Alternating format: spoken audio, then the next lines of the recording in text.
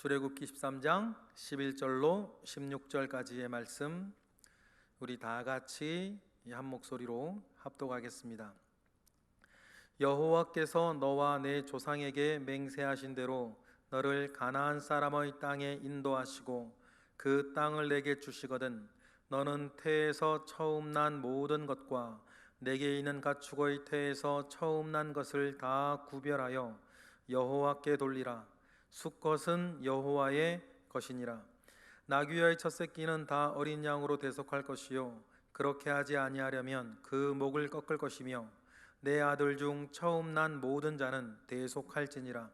후 일에 내 아들이 내게 묻기를 이것이 어찌 됨이냐 하거든 너는 그에게 이르기를 여호와께서 그 손의 권능으로 우리를 애굽에서 곧 종이 되었던 집에서 인도하여 내실세 그때에 바로가 완악하여 우리를 보내지 아니하매 여호와께서 애굽 나라 가운데 처음 난 모든 것은 사람의 장자로부터 가축의 처음 난 것까지 다 죽이셨으므로 태에서 처음 난 모든 수컷들은 내가 여호와께 제사를 드려서 내 아들 중에 모든 처음 난 자를 다 대속하리니 이것이 내 손의 기호와 내 미간의 표가 되리라. 이는 여호와께서 그 손의 권능으로 우리를 애굽에서 인도하여 내셨음이라 할지니라. 아멘. 유월절, 성경에는 유월절과 관련된 기사가 총 7번 정도가 나오는데 그 가운데 첫 번째 기사가 유월절이 일어났던 그때, 지금으로부터 3500년 전이죠.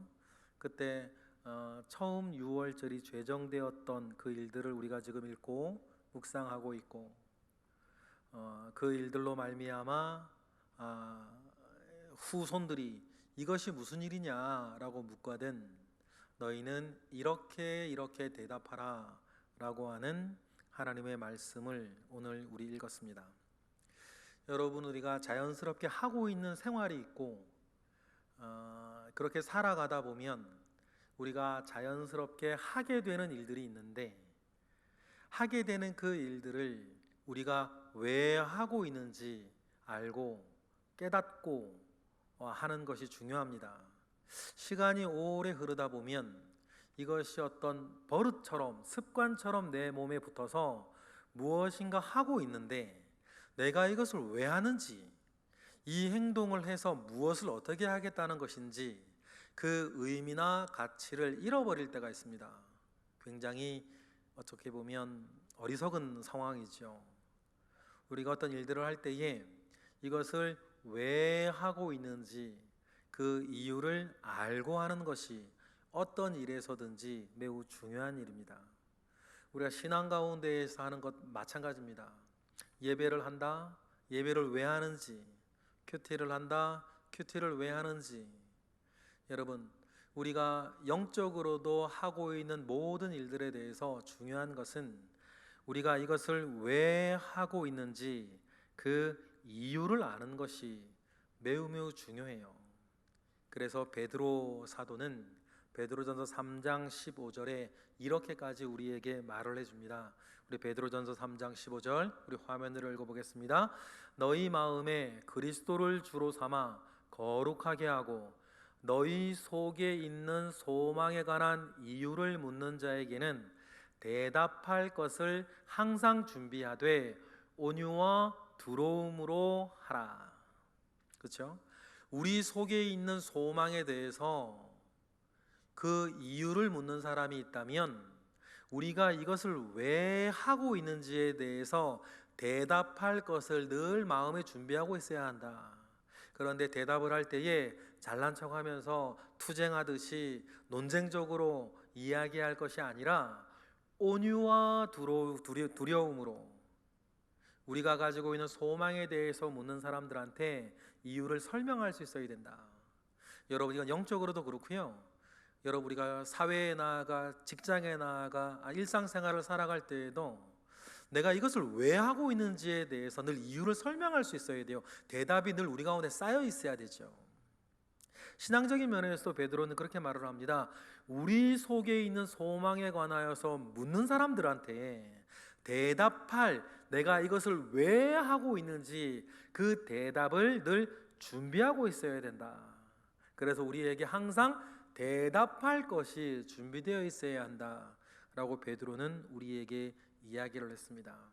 그 이야기를 오늘 본문으로 딱 가져오면 6월절입니다. 성경에 나오는 7번의 6월절 기사 가운데에 첫 시작이 되어졌던 6월절이죠. 그때 하나님께서는 여러 이야기들을 하세요. 오늘 본문에 나온 것에서도 하나님께서 내가 너희에게 맹세한 대로 가나안 땅으로 너희를 인도하여 그 땅을 너희에게 주시거든 얘기를 하시죠. 11절로 읽어볼까요? 오늘 본문입니다. 시작. 여호와께서 너와 내 조상에게 맹세하신 대로 너를 가나안 사람의 땅에 인도하시고 그 땅을 내게 주시거든. 그 땅을 차지한 뒤에도 너희들은 12절처럼 살아야 된다. 12절 읽어볼까요? 시작. 너는 태에서 처음 난 모든 것과 내게 있는 가축의 태에서 처음 난 것을 다 구별하여 여호와께 돌리라. 숫것은 누구 것이다? 여호와의 것이다. 그렇게 하여서 6월절 지금 이 당시 요때뿐만 아니라 시간이 흘러 너희들이 가나안 땅을 차지하여서 그 땅에 살아가고 그 이후에 나라를 이루고 국가를 이루어 살아갈 때에도 처음 난 것은 구별하여 여호와께 돌리라. 그렇게 하나님께서는 말씀을 하셨어요. 여러 가지 이유가 있겠죠. 너희들이 어떻게 출애굽을 했는지 그 구속의 은혜를 늘 기억을 하라 라고 하는 그 뜻도 담겨 있고, 또 중요한 뜻 가운데 하나는 뭐냐면 숨쉬는 모든 것들은 다 내 것인 것을 기억하라 라는 것이에요. 여러분, 창세기 2장 7절에 보니까 하나님께서 사람을 창조하시고 사람의 코에 뭐요? 루아우, 하나님의 숨을 불어넣으셨을 때에 그들이 생명이 되었다 라고 하면서 모든 사람들은 하나님의 숨으로 살아간다. 사람뿐만 아니라 시편 103편에도 보면 시편 104편 전체가 모든 생물들은 하나님이 불어넣어 주시는 숨으로 살아가는 것이다 라고 이야기를 하나하나 소개하면서 29절에 이렇게 얘기를 해요. 시편 104편 29절 보겠습니다. 주께서 낯을 숨기신즉 그들이 떨고 주께서 그들의 호흡을 거두신즉 그들은 죽어 먼지로 돌아가라이다. 그래서 하나님께서는 이 땅의 모든 생물들 가운데에 호흡, 숨을 불어넣어 주셔서 그들을 살게 하시고, 이 땅에 하나님의 숨을 가지고 살아가는 모든 생물들은 다 하나님의 것이라고 하는 사실들을 첫 것을 구별해내는 것으로 하나님은 늘 기억하게 하셨던 것입니다. 우리가 이것을 꼭 알고 살아야겠습니다. 그래서 13절의 내용들을 우리에게 계속해서 알려주십니다. 13절 읽어볼까요? 시작. 나귀의 첫 새끼는 다 어린 양으로 대속할 것이요 그렇게 하지 아니하려면 그 목을 꺾을 것이며 내 아들 중 처음 난 모든 자는 대속할지니라 라고 하면서 하나님께서는 처음 난 것을 구별하여서 하나님께 바치는 것으로 하나님의 숨으로 살고 있는 모든 생물들은 다 하나님의 것인데 그 가운데에서 첫 것을 구별하여 하나님께 드려서 모든 것이 하나님의 것인 것을 우리로 하여금 늘 기억하고 살라고 이야기를 합니다.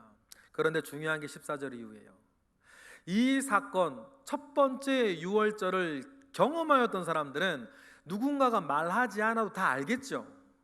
그러나 세대가 지나고 다음 세대가 되고 그 다음 세대가 되었을 때에 하나님께서 이루신 첫 번째 6월절을 경험하지 못한 사람들이 우리가 지금 하고 있는 이 일이 무슨 일인지 알지 못하고 깨닫지 못하고 그 이유를 모를 때에 그때 너희들이 뭐 해야 된다? 우리가 지금 하고 있는 이 6월절이 무엇을 말하는지 이야기를 해줘야 된다. 이유를 설명할 수 있어야 된다라고 말씀을 하세요. 14절은 그 본문을 우리에게 소개하고 있죠. 14절 읽어보겠습니다.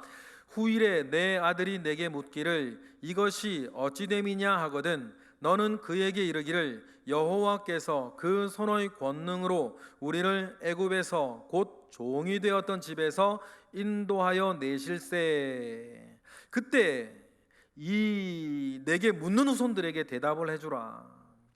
그 대답의 내용이 인도하여 내실 때 15절과 같은 일이 있었다. 15절 읽어보겠습니다. 그때에 바로가 완악하여 우리를 보내지 아니하매 여호와께서 애굽 나라 가운데 처음 난 모든 것은 사람의 장자로부터 가축의 처음 난 것까지 다 죽이셨으므로 태에서 처음 난 모든 수컷들은 내가 여호와께 제사를 드려서 내 아들 중에 모든 처음 난 자를 다 대속하는 것이다 라고 하여서 첫 맞이를 동물이든 사람이든 그것을 하나님 아버지가 대속해서 주셨던 그 은혜를 우리에게 기억하라고 하나님은 말씀하십니다. 그리고 이것을 계속해서 기억하고 기념하고 감사하고 그래서 하나님을 따르기 위해서 16절처럼 하라고 얘기를 하죠. 16절 읽어보겠습니다. 이것이 내 손의 기호와 내 미간의 표가 되리라. 이는 여호와께서 그 손의 권능으로 우리를 애굽에서 인도하여 내셨음이니라 할지니라. 그래서 항상 기억하기에 감사하고 있기에 더욱더 주님을 따르는 일들, 그것으로 누구나 오늘 나 자신을 지켜나갈 것에 대하여서 하나님께서 기억할 것을, 그래서 기억하여서 자기 자신을 지켜나갈 것에 대해서 하나님은 부탁하시고 명령하고 계십니다. 오늘 이것으로 말미암아 비로소 이스라엘 사람들이 애굽을 나옵니다. 주전 1440년 그때 출애굽 사건이 일어나고 노예로 살고 있던 이스라엘 백성들은 비로소 민족이 되어서 하나님의 부르심을 받습니다.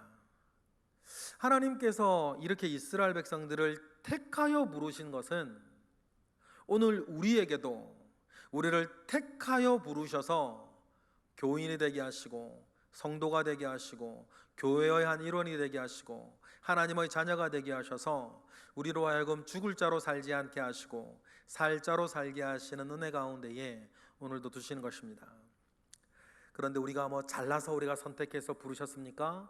우리가 잘난 것 하나 없는데 작고 미련하고 보잘것없는 우리를 부르셔서 세상에 똑똑하고 강한 것들을 부끄럽게 하시려고 하는 하나님의 선택의 원리가 이스라엘에게도 있고 오늘 우리에게도 있는 것 아니겠습니까? 고린도전서 1장 27절에 보니까 읽어보실까요? 그러나 하나님께서 세상의 미련한 것들을 택하사 지혜 있는 자들을 부끄럽게 하려 하시고 세상의 약한 것들을 택하사 강한 것들을 부끄럽게 하려 하셨다. 이러한 하나님의 선택과 부르심의 원리는 그 옛날 고대 이스라엘에게서 그랬고 오늘날 우리의 부르심에도 여러분 동일한 것입니다. 그리고 오늘 함께 모여있는 가족들과 예배하고 있는 자신을 봅니다. 내가 잘난 것이 있어서, 내게 무슨 대단한 것이 있어서, 나에게 무슨 득볼꽃이 있어서 하나님께서 우리를 부르신 것은 아니다. 오히려 정반대로 세상에 미련한 것을 부르셔서 이 세상에서 잘났다, 강하다, 화려하다 말하는 것들을 부끄럽게 하시는 하나님의 부르심의 원리가 오늘 우리에게도 있는 것입니다. 그래서 감사하기에 또 주님을 따르는 은혜가 오늘 함께 예배하는 우리 모두에게 있기를, 가족들에게 있기를 주님의 이름으로 축복합니다. 기도하겠습니다. 할렐루야.